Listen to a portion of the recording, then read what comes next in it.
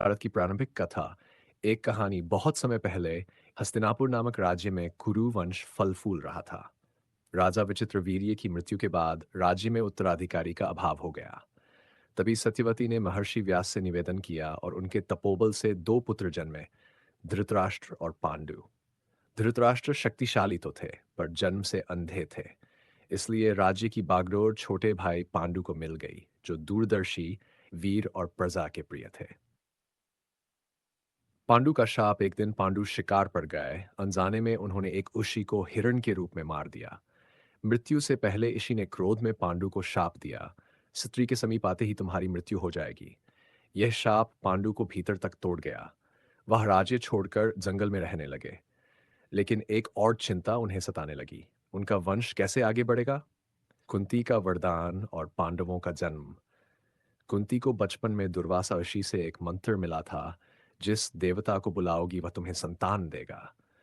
पांडु की अनुमति से कुंती और माद्री ने देवताओं का आवाहन किया। धर्मराज से युधिष्ठिर, वायु से भीम, इंद्र से अर्जुन तथा अश्विनी कुमारों से नकुल और सहदेव उत्पन्न हुए।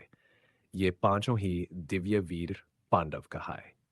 कर्ण का जन्म रहस्य। कुंती के हृदय में एक और रहस्य था। अपने वरदान को जानने की उत्सुकता में उन्होंने कभी सूर्यदेव को बुला लिया था और उससे उन्हें एक तेजस्वी पुत्र प्राप्त हुआ, कर्ण। लेकिन लोकलाज के भय से उन्होंने उस बालक को एक टोकरी में रखकर गंगा में बहा दिया।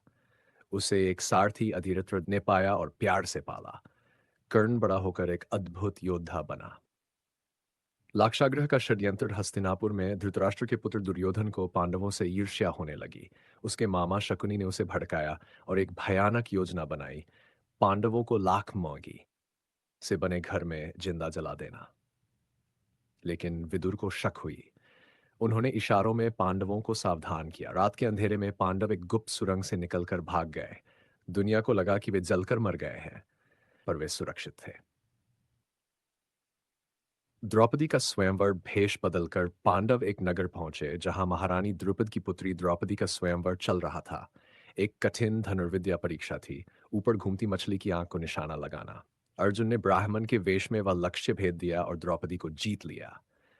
घर पहुंचकर कुंती ने बिना देखे ही कह दिया, जो लाए हो आपस में बांट लो। और इस तरह द्रौपदी पांचों पांडवों की पत्नी बन गई।